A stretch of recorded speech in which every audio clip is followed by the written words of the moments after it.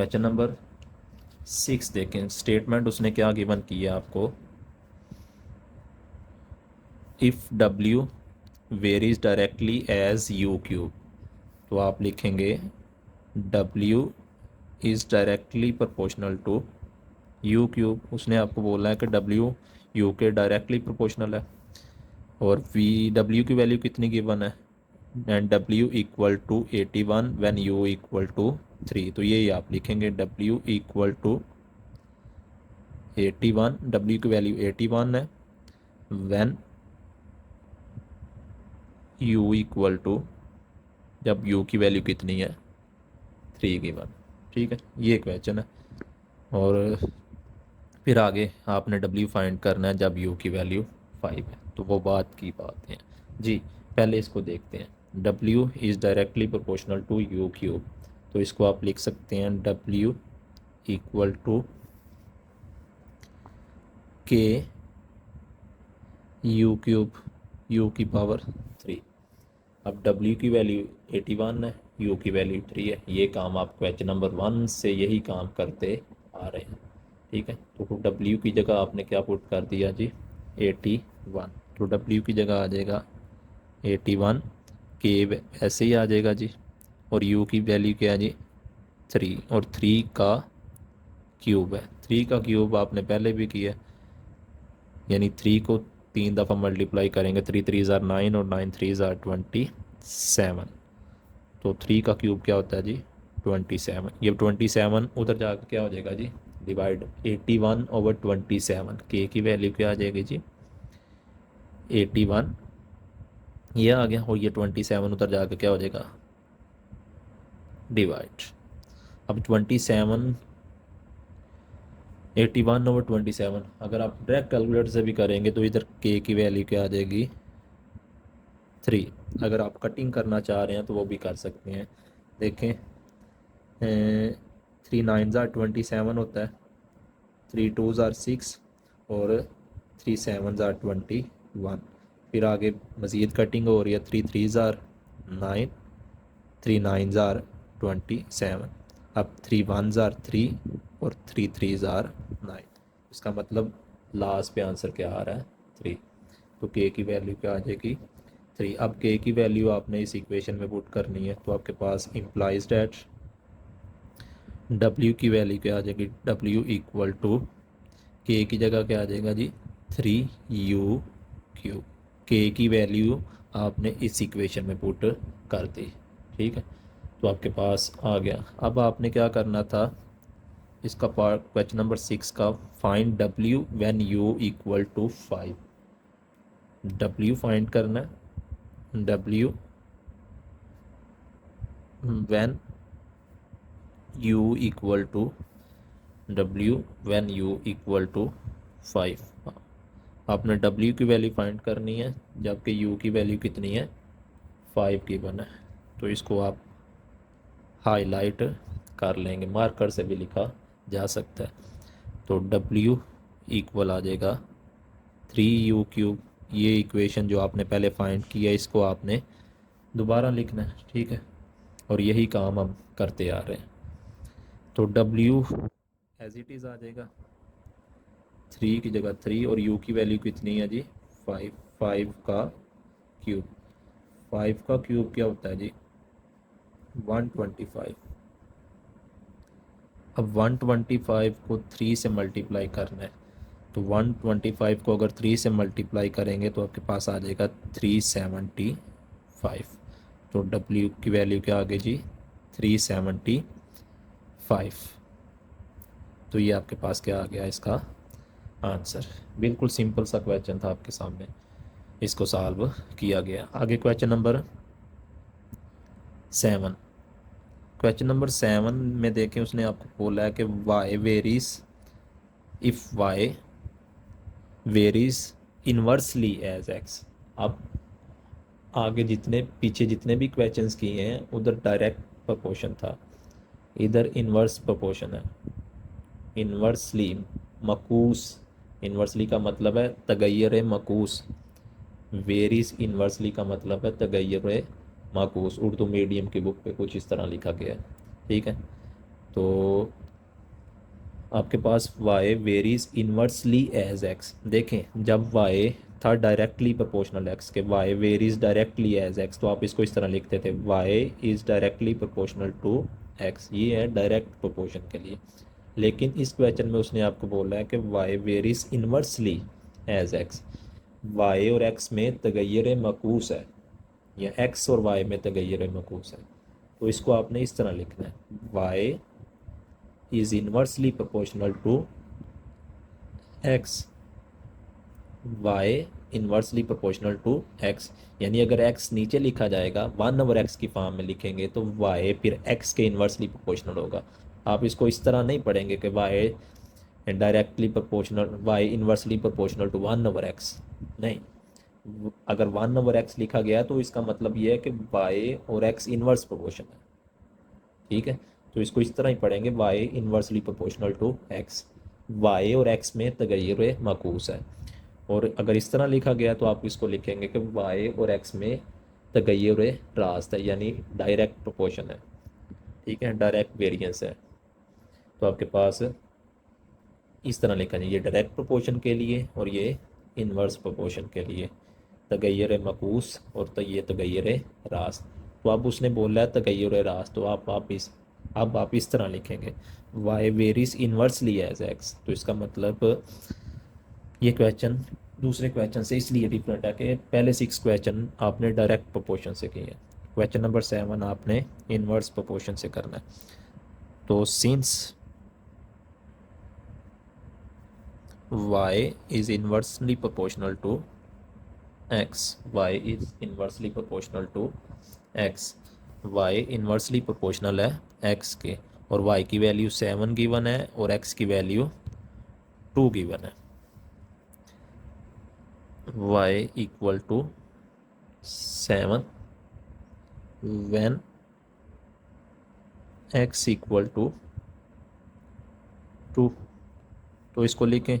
आपको ये पता है कि जब भी प्रोपोर्शनल ख़त्म करना है आपने क्या लगाना है, इक्वल लगाना है और साथ कोई कांस्टेंट के लिखना है। ठीक है, और आगे क्या आ रहा है 1/x, तो आगे क्या आ जाएगा 1/x, इधर के इक्वल और के आ जाएगा और साथ 1/x वैसे का वैसे आ जाएगा। तो इसको इस तरह भी लिखा जा सकता है y इक्वल टू k1 के साथ मल्टीप्लाई हो जाएगा तो k/x, y equal to k/x लिखा जा सकता है। अब आपने क्या करना है y और x की वैल्यू उसी तरह पुट कर जिस तरह आप पहले पुट कर रहे थे। तो y की वैल्यू क्या गिवन है जी 7, k की जगह एज इट इज़ 7 ही आ जाएगा, और x की जगह क्या पुट करेंगे जी, x की वैल्यू 2, तो x की जगह 2 आ जाएगा। तो देखें अब 2 इधर डिवाइड हो रहा है तो उधर जाकर 2 ने क्या करना है मल्टीप्लाई। बच्चे इधर से मिस्टेक कर जाते हैं कि 2 को भी उधर जाकर भी डिवाइड कर देते हैं, क्योंकि उनकी प्रैक्टिस इस तरह से हो जाती है डायरेक्ट प्रोपोर्शन वाले क्वेश्चन में कि जो भी इधर आ रहा होता है उसको दूसरी तरफ जाकर डिवाइड करना है। लेकिन डायरेक्ट प्रोपोर्शन वाले क्वेश्चन में जितने भी आपने किए उधर आप देखें इधर मल्टीप्लाई होता है, तो इधर मल्टीप्लाई हो रहा है तो दूसरी तरफ जाके आपने डिवाइड करना है। ठीक है, लेकिन अब तो ये इधर डिवाइड हो रहा है 2, तो उधर जाके आपने क्या करना है मल्टीप्लाई। तो k की वैल्यू आ जाएगी 7 मल्टीप्लाई बाय 2, तो k की वैल्यू क्या आ गई जी 14। ठीक है, ये k की वैल्यू आ गई। अब फिर इसी k की वैल्यू को जो भी आई है 14, इसको आपने इस इक्वेशन में क्या करना है पुट करना है। तो y आ जाएगा 14/x, y किसके इक्वल आ जाएगा 14/x, y इक्वल आ गया 14/x। ये आपके पास किसकी वैल्यू आ गई जी y की, ये आपके पास y की वैल्यू आ गई जी। अब देखें ये तो आ गई। अब आपने क्या करना था, इसके बाद क्वेश्चन क्या था find y when x equal to 126, यानी y की वैल्यू फाइंड करनी है y when x equal to 126, ये आपके पास क्वेश्चन है। ठीक है, आपने y की वैल्यू फाइंड करनी है जबकि x की वैल्यू कितनी है 126। तो आप ये इक्वेशन जो आपने पहले फाइंड की है, ठीक है, इसको एज इट इज़ लिख लेंगे y इक्वल टू 14/x, ठीक है। अब x की जगह क्या आ जाएगा जी, 126, तो y की वैल्यू आ जाएगी 14/126, ठीक है। अब देखें कटिंग हो रही है, 2 7s आर 14, 2 6 आर 12 और 2 3s आर 6, 7 1s आर 7 और 7 9s आर 63। तो y की वैल्यू क्या आ गई जी, 1/9। y की वैल्यू क्या आ गई, 1/9। तो ये आपके पास क्वेश्चन नंबर 7 सॉल्व हो गया। इसको चेक कर लेते हैं, थोड़ा सा डाउट है मुझे तो क्या आंसर ठीक आया है कि नहीं आया इसका। तो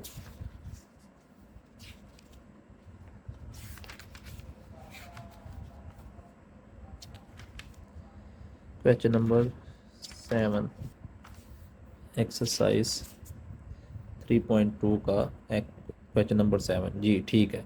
y की वैल्यू कितनी आई थी, 14/x, यानी y in terms of x क्या आया था, 14/x, ठीक है। और इसके बाद y की वैल्यू क्या आई है, 1/9, यही आंसर है इसका, ठीक है।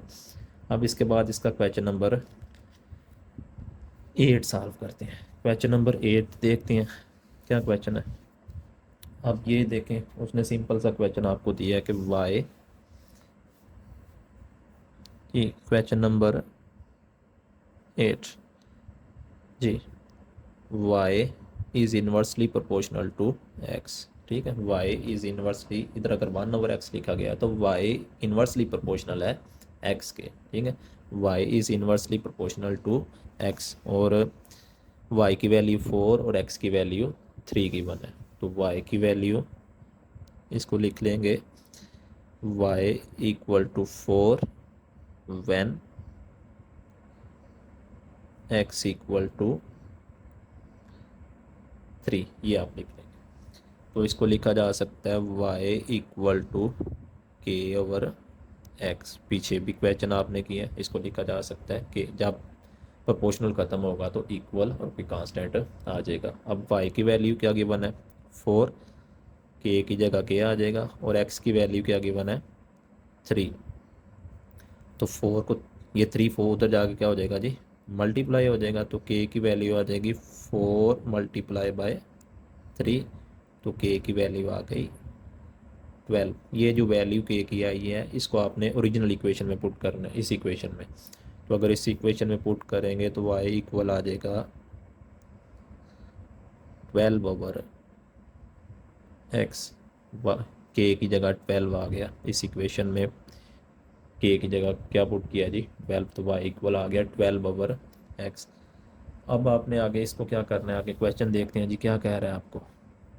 Find x when y = 24। x find करना है when y = 24। x when y = 24, x find करना है जबकि y की वैल्यू कितनी गिवन है, 24 गिवन है, ठीक है। यही डिमांड है जी उसकी जी, फाइंड y व्हेन y = 24, तो ये करना है। तो अब आपने फिर जो इक्वेशन आपने फाइंड की है जी, y = 12/x, ये इक्वेशन आपने फाइंड की है, ठीक है। इसको फिर लिख लेंगे, ठीक है। तो x फाइंड करना है, y की जगह क्या पुट करेंगे, 24।